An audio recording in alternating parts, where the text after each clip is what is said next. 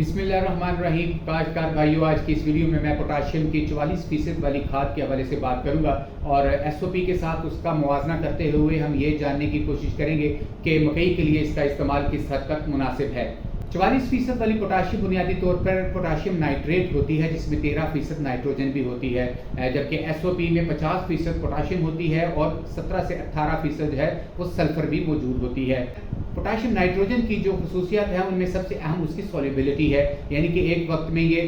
इसकी हलपजीरी काफ़ी ज़्यादा होती है। पानी में सॉल्युबिलिटी है ये एसओपी की निस्बत 3 गुना ज़्यादा होती है। दूसरे नंबर पर इसमें जो नाइट्रोजन है वो नाइट्रेट की शक्ल में मौजूद होती है और ये नाइट्रेट ऐसी शक्ल है जिसको मजीद किसी केमिकल रिएक्शन की ज़रूरत नहीं होती, यानी कि जैसे ही हम पोटाशियम नाइट्रेट ज़मीन में डालते हैं तो ज़मीन में मौजूद जो नमी है उसमें पोटाशियम नाइट्रेट जब हल होती है तो नाइट्रेट जब अलहदा होता है और पोटाशियम अलहदा होता है तो नाइट्रेट जो है उसी वक्त पौधों को जो है वो मुहैया हो जाता है और पौधे उसको आसानी से जज़ब कर सकते हैं। दुनिया भर में इस खाद का ज़्यादा इस्तेमाल फलों और सब्जियों और बागात वगैरह में किया जाता है, क्योंकि इसके इस्तेमाल से फलों और सब्जियों के जो रंग होते हैं उनमें शाइनिंग आ जाती है। दूसरे नंबर पर जो इनके छिलके होते हैं उनमें भी ज़रा सख्ती आ जाती है, जान आ जाती है और जो सब्जी और फल है ये ज़रा ज़्यादा अरसे तक जो है वो तरोताज़ा रहती है। इसकी एक वजह यह भी है कि फलों और सब्जियों में इस पोटाशियम की जो ज़्यादा ज़रूरत होती है वो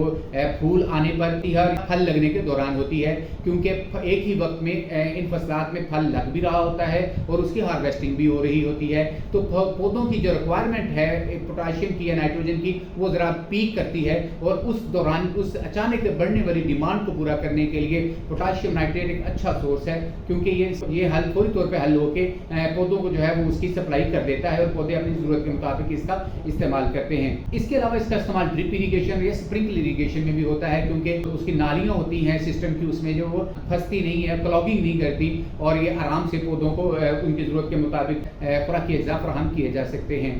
अब हम देखते हैं कि मकई में इसका इस्तेमाल करना किस हद तक मुनासिब है। मकई को पोटाशियम की जो ज़रूरत होती है वो तने और पत्ते बनाने के लिए इसकी ज़्यादा ज़रूरत होती है, जबकि दाना बनाने के लिए इसकी ज़रूरत जो है वो कम होती है। इसका मतलब ये हुआ कि मकई की जो फसल है हमें उसको शुरू दिन से ही पोटाशियम की एक अच्छी और मुतवातर सप्लाई देना पड़ेगी और मकई का पौधा जब टेस्लिंग तक पहुँचता है तो उस वक्त तक अपनी ज़रूरत का 70 से 80% पोटाशियम वो जज़ब कर चुका होता है। अब अगर हम ये सोल्यूबल खाद को आमतौर पर जो लोग इसको टेस्ल आने पर या फूल आने से चंद दिन पहले डालते हैं, अब उस पीरियड पे उस वक्त में जब अगर हम डालते हैं तो आप खुद समझ सकते हैं उसका ज़्यादा फायदा नहीं होगा, क्योंकि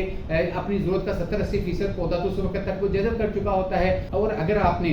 मकई की बढ़ोतरी के शुरू के मराहल में पोटाशियम खाद का इस्तेमाल कम किया या नहीं किया, उसका जो तना है वो जानदार नहीं होगा, उसमें कुव्वत मुदाफ़त नहीं आएगा, जो पत्ते हैं वो छोटे रहेंगे और इसकी कमी की वजह से जो दूसरे खुराकी अज्जा हैं खासतौर पर जो नाइट्रोजन है उसकी अफादियत भी कम हो जाती है। दूसरे नंबर पर मकई की जो पोटाशियम की ज़रूरत होती है वो बहुत ज़्यादा होती है, नाइट्रोजन के बराबर मकई को ज़रूरत होती है पोटाशियम की। तो हमें ये पूरा पीरियड जो है उसको कवर करना है। अगर हम एसओपी को ज़मीन की तैयारी या 5-6 पत्ता तक उसकी मुकम्मल तौर कर लेते हैं, एसओपी जो है तो हल्पजीर कम है तो ये मुसलसल ऐसा ऐसा हल होकर पौधों को इसकी अवेलेबिलिटी जो है वो जारी रहती है फसल के इख्तिताम तक। जबकि अगर हम पूरी फसल को 44% वाली खाद देना चाहें तो हमें 2 बोरी एसओपी के बराबर पोटाशियम डालने के लिए हमें 4.5 से 5 बैग जो हैं ये 44% वाली खाद के डालना पड़ेंगे। आज के रेट के हवाले से मैं अगर बताऊं तो एसओपी में जो पोटाशियम है वो 1 किलो पड़ती है 460 रुपये में, जबकि पोटाशियम नाइट्रेट यानी 44% वाली खाद जो 25 किलो का बैग है